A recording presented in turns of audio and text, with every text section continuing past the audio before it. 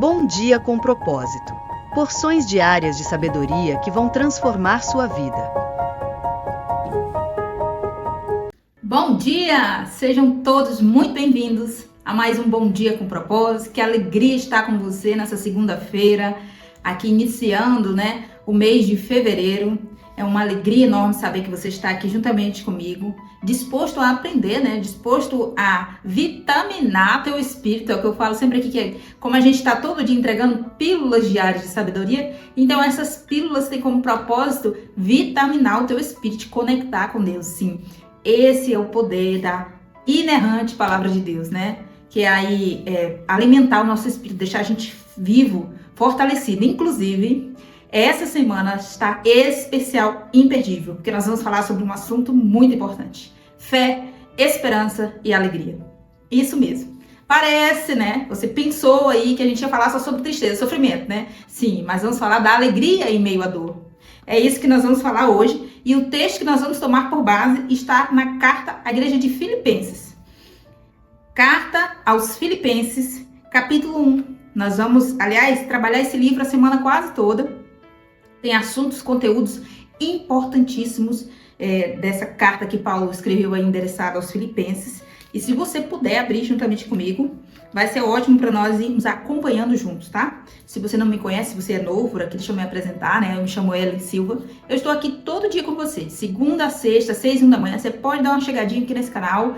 Você que costuma ir acordar cedo, já preparar o café. Estamos aí na contagem regressiva para voltar às aulas das crianças, Então quem tem aquela tarefa muito importante de levantar cedo com as crianças, preparar o café ou pegar um ir para o trabalho cedo, Com certeza você pode aqui se alimentar primeiro da palavra, orar junto conosco, porque a gente sempre faz isso. Ao final de cada live a gente ora e em seguida aí dar continuidade ao seu dia. Não tem coisa melhor na vida do que dedicar os primeiros minutos do teu dia, ou seja, as primícias do teu tempo para Deus. E hoje, então, nós vamos falar também sobre isso, sobre dedicar esse tempo para Deus, entregar a nossa vida para Ele por completo, Se você não encontrou, é no Novo Testamento, claro, Carta de Paulo, apóstolo Paulo. Você vai passar os evangelhos, vem Atos, Romanos, 1 Coríntios, 2 Coríntios, são as cartas de Paulo aí. Efésios, aí vem Filipenses, que como é um livro pequeno, às vezes é difícil achar. Mas se você tem a Bíblia online, você já consegue ir direto lá no livro encontrar, Vamos ler o capítulo 1? Vamos ler já versículo 3, tá bom? Que diz: agradeço a meu Deus toda vez que me lembro de vocês. Em todas as minhas orações em favor de vocês, sempre oro com alegria. Por causa da cooperação que vocês têm dado ao Evangelho, desde o primeiro dia até agora. Versículo 6. Estou convencido de que aquele que começou a boa obra em vocês vai completá-la até o dia de Jesus Cristo. Vamos fazer uma pausa bem aqui. Depois a gente vai continuando aí no capítulo 1. Se puder ficar aí com a Bíblia aberta, fica, tá? Olha, quando Paulo diz assim, estou convencido, ou seja, eu tenho certeza que aquele que começou a boa obra em vocês é fiel para cumprir. Está dizendo que é fiel para cumprir até o dia de Jesus Cristo, É fiel para cumprir até semana que vem, é fiel para cumprir enquanto você estiver vivo, é fiel para cumprir até o dia de Jesus Cristo. Quem sabe nós estaremos vivos ainda para ver Jesus vir buscar a sua igreja, Ou talvez não será na nossa geração. Quem somos nós para marcar data para isso, Mas voltando aqui para o que Paulo diz, ele nos traz a consciência de que o quê? Todo dia, um tijolinho, vou usar essa metáfora para explicar para você, todos os dias um pedacinho de nós está sendo renovado, construído, edificado, melhorado, adaptado. Qual o verbo que você quiser usar aí? Para dizer que você está evoluindo, está crescendo, dia após dia, caminhando com Jesus, caminhando com Deus. Ou seja, hoje é ideal, Ou seja, biblicamente falando, eu tenho que ser melhor do que eu fui ontem. Amanhã eu preciso ser melhor do que o que eu fui hoje. Entende que é uma construção, uma renovação, uma restauração constante? Porque a gente faz um pouquinho, ou seja, a gente racha, o pai vai lá e melhora o reboco. E a gente arranha a pintura, o pai vai lá e faz uma nova pintura, um reparo. Ou seja, aquele que começou a boa obra em nós, igreja, em nós, filhos de Deus, é fiel para cumprir. E nós precisamos ter a plena convicção disso, Não só com base nas palavras de Paulo, mas com base na nossa vivência, em que a gente sente, poxa, há 10 anos atrás eu era uma pessoa imatura, eu era uma pessoa que tinha problemas nessa área, eu tinha determinadas deficiências e nessa área específica, hoje eu vejo que eu evoluí, que eu cresci, que eu amadureci na fé, amadureci espiritualmente, emocionalmente, ou seja, olha só, a obra em mim que está sendo construída está avançando. E ela não vai parar. Eu não vou estar pronta daqui 10 anos, daqui 20 anos não vou estar pronta. Ainda estarei em construção, Cristo construindo em mim uma melhor versão de mim mesmo, certo? Vamos continuar um pouquinho mais na leitura? Versículo 9 que diz: esta é a minha oração, que o amor de vocês aumente cada vez mais em conhecimento e em toda a percepção, para discernir o que é melhor, a fim de serem puros e irrepreensíveis até o dia de Cristo. Olha só a importância. A fim de serem puros e irrepreensíveis até o dia de Cristo. Ou seja, Paulo ainda está falando dessa evolução. Ele está dizendo, a minha oração por vocês é que o amor de vocês aumente tanto, que vocês sejam apaixonados por Cristo e sejam loucos por Cristo. Não fanáticos, né, gente? Não estou falando de fanatismo religioso aqui, não. Mas sejam tão encantados por Cristo, tão apaixonados por Cristo, que não consigam viver sem Ele. E vivendo com Ele, dia após dia, vocês tenham comportamentos diferentes, maturidade, evolução constante, a ponto de vocês entregarem a vida de vocês a Ele 24 horas por dia, de uma certa forma que até o dia de Cristo vocês sejam tornados, ou sejam transformados, construídos como seres puros, irrepreensíveis. Consegue entender a dimensão do que Paulo está dizendo aqui? Agora nós vamos entrar ainda no capítulo 1, mas uma nova etapa, um novo depoimento de Paulo, aqui, um novo contexto que ele está explicando aqui para os irmãos filipenses. Você vai pular aí para o versículo 14, que vai dizer: e os irmãos, em sua maioria, motivados no Senhor pela minha prisão, estão anunciando a palavra com maior determinação e destemor. Uma pausa aqui. Paulo estava preso quando escreveu essa carta. E está dizendo, cara, o que está acontecendo aqui é surreal. Eu tô preso, tô feliz, tô comemorando, não tem nada aqui de depressão, ansiedade, crise do pânico, porque eu tô encarcerado. Aqui não tem nada de tipo, tô na pobreza, tô na miséria, tô passando fome e tô arrasado, quero morrer, quero que Jesus volte logo e me leve. Não. Nesse sofrimento de Paulo aqui, a qual nós vamos entender já o sentido desse sofrimento, ele já começou a revelar aqui, já começou a expressar o propósito desse sofrimento, e ele já começou a dizer, olha, os frutos desse sofrimento. Esse sofrimento aqui não é em vão, não. Ele não é só para deteriorar meu corpo, para os irmãos, aliás, para os ímpios, né, aqueles que me prenderam, se sentirem que têm poder sobre mim, que estão me subjugando, que eu sou uma coisa na mão deles. Não. Esse sofrimento aqui, ele tem um propósito, ele tem uma finalidade. E ele começa a revelar. Os irmãos, em sua maioria, os que estão aí fora da prisão, motivados no Senhor pela minha prisão, ou seja, eles têm uma motivação em Deus, um motivo para agir, para entrar em ação em Deus, porque eles observaram o que está acontecendo comigo, estão anunciando a palavra, ou seja, falando de Jesus aonde eles vão. Qualquer oportunidade que lhes é dada, aonde eles chegam, estão propagando a palavra da fé, da verdade, do evangelho, com maior determinação. Aqui eu faço uma pausa para você. Para onde um texto que nós falamos esse dia, me perdoe que eu não vou conseguir citar livro e versículo para você, mas você deve conhecer. Onde Paulo estava falando do espinho na carne que ele teve, ele diz, foi-me dado um espinho na carne, a fim de que eu não me exaltasse, por causa das revelações que eu recebi. Aí ele vai destrinchando, contando detalhadamente essa questão do espinho da carne, e ele fala que por 3 vezes clamou o Senhor para que tirasse esse espinho da carne. O que eu quero enfatizar aqui é o final da mensagem, quando ele diz assim, porque quando estou fraco, aí é que estou forte. Perceba que nesse momento, Paulo estava preso, não por nenhum crime que ele cometeu, não. Aqui não teve roubo, não teve nenhum tipo de abuso, não. Estava preso pelo evangelho, por propagar o evangelho, por questões políticas e religiosas que aconteciam na época. Perseguição à igreja de Deus, então Paulo foi preso para ser impedido, né, pelo menos tentarem impedir ele de continuar propagando o evangelho, porque você pode ver que ele que dentro da prisão continuou cumprindo o seu chamado. E ele não estava depressivo e o mundo não estava acabando para ele, não. Pelo contrário, ele está dizendo, eu aqui dentro da prisão, por esse motivo, estou ocasionando, ou seja, estou dando motivo em Deus para que esses que estão aí fora preguem a palavra com mais temor, com mais determinação, com mais ousadia, porque eles têm um motivo para agir. É a nossa causa, a causa de Cristo, a causa do reino, do evangelho. Essa causa que nós abraçamos com tanto amor. Essa que ele falou lá nos primeiros versículos que você leu comigo. Que ele orava, na oração dele ele pedia que o amor desses irmãos aumentasse tanto, que esses irmãos cada dia mais crescessem na fé, na graça, no conhecimento. É muito lindo. Mas aí, aqui nesse texto ele está dizendo, Quero que saibam, irmãos, versículo 12, desculpa. Quero que saibam, irmãos, que tenho aquilo que me aconteceu. Que aquilo que me aconteceu tem, ao contrário, servido para o progresso do evangelho. Ou seja, o evangelho não foi preso comigo aqui nessa prisão, não. Para aí. Não tem essa de sofrimento calando a minha boca, estão roubando a minha energia, me calando, o evangelho ficando subordinado juntamente comigo aqui nessa prisão fria, não. Tudo calado, tudo tristeza, tudo luto e cinza. Enquanto está acontecendo isso comigo, o evangelho continua crescendo ainda mais, ganhando mais força. E ele diz, aqui, Paulo conseguiu pregar até para os carcereiros que lhe prenderam, até para aqueles que aprisionaram ele ali, que passavam por ele de alguma forma ali no cárcere onde ele se encontrava. Olha o que ele diz no versículo 13. Como resultado, tornou-se evidente, ou seja, veio aí a ser clareado, né? Tornou-se evidente a toda a guarda do palácio. Toda a guarda do palácio. Aí você, trazendo para o dia de hoje, a todos os agentes penitenciários, por exemplo. Tornou-se claro para toda a polícia, toda a força policial, agentes penitenciários, carcereiros, todos que trabalham aqui. Tornou-se evidente para ele e a todos os demais que estou na prisão por causa de Cristo. Imagina isso. Isso por si só, sem Paulo abrir a boca nem nada, só a prisão dele já era uma forma de propagação do evangelho. Ou seja, uma semente já estava sendo plantada em toda a guarda do palácio, em todos os agentes penitenciários, vamos dizer assim, todos os carcereiros ali. Imagine o reboliço que estava acontecendo.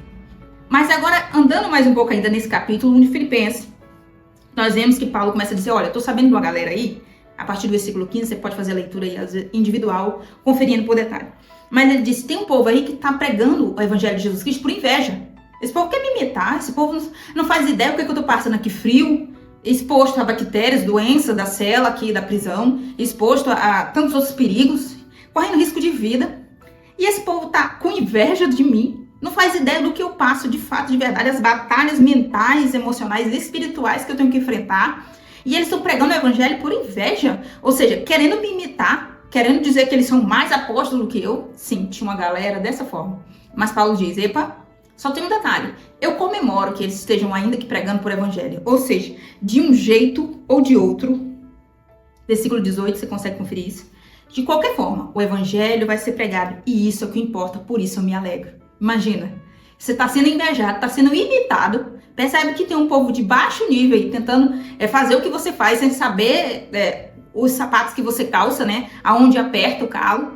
E aí essa galera tá te imitando e invejando e você está dizendo, eu me alegro. Porque de qualquer forma vocês estão fazendo o que deve ser feito, ainda que pelos motivos errados. Percebe? Isso nos levanta um ponto de reflexão quanto a esse detalhe. Ainda assim eu me alegrar porque o que está em jogo aqui não é meus interesses, não é minhas emoções bagunçadas, não é a minha, eu estou me sentindo injustiçado, meu senso de vitimismo, de inferioridade. Mas é a causa do evangelho de Cristo, o evangelho da cruz. Ou seja, aqui o Paulo transmite para a gente, nessas poucas palavras desse pequeno capítulo, ele transmite para nós fé, esperança e alegria, que é o que a gente vai falar essa semana inteira. Vamos continuar mais à frente? Versículo já aí no 22. Ele diz, caso continue vivendo no corpo, terei fruto do meu trabalho. Está dizendo caso ele continuasse vivo. E já não sei o que escolher. Estou pressionado dos dois lados. Desejo partir e estar com Cristo, o que me é muito melhor. Contudo, é mais necessário por causa de vocês que eu permaneça no corpo. Ou seja, ele já se sentia pronto para morrer, porque a sua missão ali já estava praticamente no final. Então ele já se sentia pronto. Eu queria mesmo era encontrar com Cristo, que eu ficaria muito melhor. Mas ainda é necessário que eu fique com vocês ainda um pouco. Então eu vou ficar. E ele vem dizendo, no versículo 27, não importa o que aconteça, exerçam a cidadania de maneira digna do Evangelho de Cristo. O que significa isso? Perceba comigo, eu não sei se você já ouviu essa expressão, mas ela é bíblica. Tem outros textos que vai testificar isso, que vai tornar esse fato verdade, que é o quê? Nós somos estrangeiros na terra, nós não somos daqui. Acho que você já deve ter ouvido frases como, eu sou cidadão do céu, estou aqui só de passagem. Porque de fato nós somos estrangeiros aqui, nós estamos de passagem. Ou seja, ao passo que eu digo, eu sou brasileiro, outro diz, eu sou italiano, eu sou americano, eu sou alemão. Perceba que nós cristãos, não somos exatamente isso, essa não é a nossa cidadania. terrena talvez seja para fins documentais, fins legais e oficiais. Mas para fins espirituais, a minha cidadania é do céu. Eu sou cidadão do céu, entendeu? Então, quando eu digo que sou cristão, eu sei que com o passar dos anos, gente, e aí é necessário que você tenha um pouco de conhecimento sobre a história da igreja, para você entender como era lá atrás, como ser cristão era algo tão importante, glorioso, respeitado, algo tão digno, uma bandeira tão digna de ser levantada, não que tenha perdido a dignidade, não, jamais, eu não vou dizer, não vou negar que sou cristão, porque pelo fato que foi banalizado, tantos fatos aconteceram, né, em meio ao ambiente cristão, né, por pessoas, né, não os cristãos como um todo, a gente nunca pode generalizar. Mas um fato ou outro acabou manchando um pouco a imagem de ser cristão. Mas o que Paulo vem dizendo para nós, para mim, para você, instruindo nós acerca de vida com Deus, vida com Cristo, constante conexão com o Pai não importa o que aconteça. Ou seja, se tem um que caiu em adultério, se tem outro que cometeu uma pedofilia, se tem outro que cometeu um roubo, praticou um golpe, se tem o outro que está roubando os fiéis, se tem outro, ou seja, não importa qual escândalo que seja, qualquer papagaiada, se tem uma galera aí pregando o evangelho por inveja, se tem outro pregando por ganância, para ficar rico, não importa.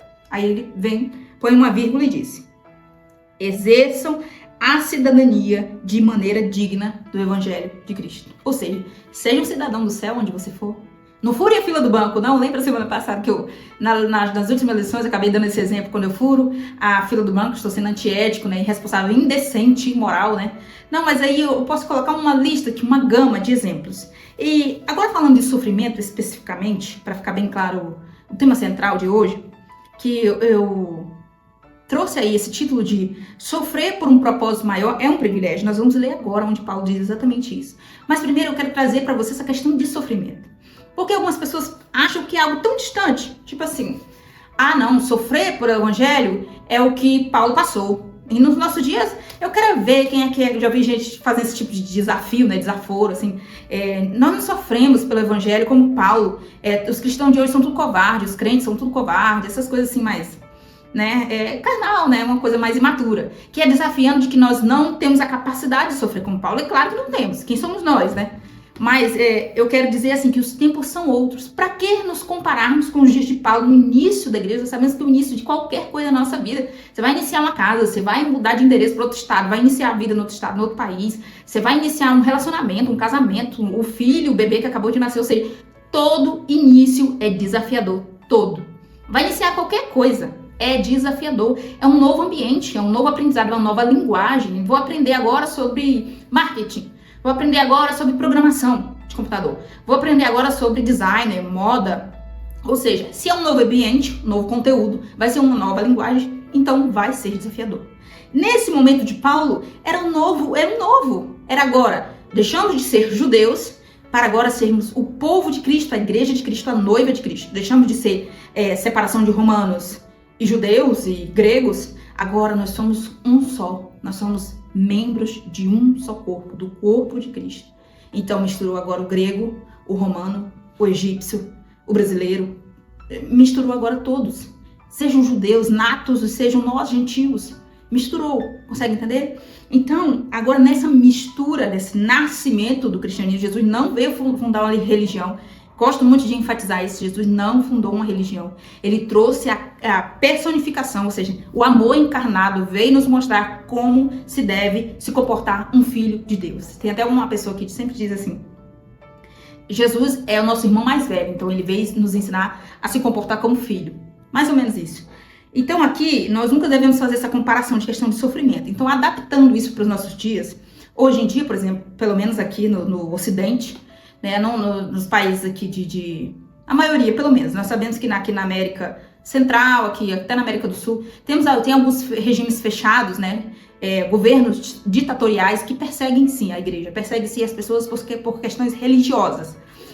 Mas adaptando aqui para a nossa cultura, vamos dizer, para a nossa realidade, a realidade brasileira, seja se você está me assistindo de outro lugar do mundo, em que a realidade é uma democracia, em que você pode exercer a sua fé sem ser subjugado de alguma forma, castigado, punido ou preso como Paulo, mas trazendo isso para a nossa realidade, parando para observar o nosso sofrimento hoje, seria não só dentro da nossa própria casa, que às vezes nós temos que conviver com alguém, seja por N motivo, eu não tô aqui para julgar ninguém.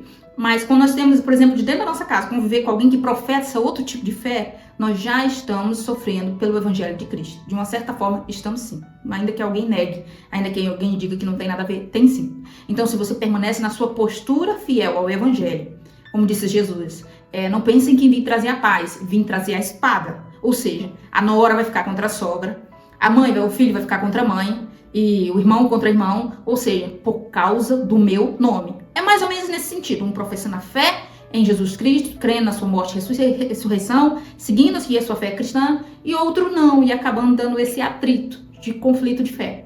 Esse é um tipo de sofrimento dos nossos dias atuais, mas que eram também dos dias de Jesus. Não era muito difícil chegar numa residência que tinha uma pessoa com um ídolo grego ou um ídolo romano dentro de casa, enquanto que o outro se converteu ao cristianismo e estava professando a sua fé no Deus único. Consegue entender? Mas dando um exemplo mais atual ainda, quando você suporta, por exemplo, um prejuízo, aí eu tô falando de casos muito específicos, tá, gente? Assim, vai ter outros casos que não dá pra se utilizar nesse exemplo. Mas, por exemplo, você sofreu um prejuízo, uma pessoa comprou de você um produto que você vende e não pagou. Você tem todo o direito de ir lá e cobrar, claro, você é o credor, você vendeu o que você precisa receber, certo? Mas se, por exemplo, uma pessoa da mesma fé que você, vamos colocar assim, a pessoa da mesma fé que você te deu um prejuízo, te deu um tombo, aplicou um golpe, barganhou nas suas costas de alguma forma, e você ficou devastado, arrasado. E você poderia fazer um escândalo, postar essa foto dessa pessoa nas redes sociais, poderia difamar ela por onde passasse, poderia fazer N coisas, mas você escolheu perdoar. Você escolheu deixar pra lá, porque você quis. Aqui não é uma imposição, que eu estou dizendo uma regra vital, mas você optou por isso por amor ao Evangelho. Porque se você abre a sua boca e faz o escândalo que era seu direito, não necessariamente, né? Mas se você aí exerce o seu direito de forma exagerada, excessiva, você acaba escandalizando o Evangelho de Jesus Cristo. Você acaba afastando as pessoas de Deus. Eu acho que esse exemplo foi um pouco mais difícil, né? Vou simplificar um mais atual ainda, que esse eu acho que é difícil você não ter enfrentado. Que é, por exemplo, do conflito no trânsito.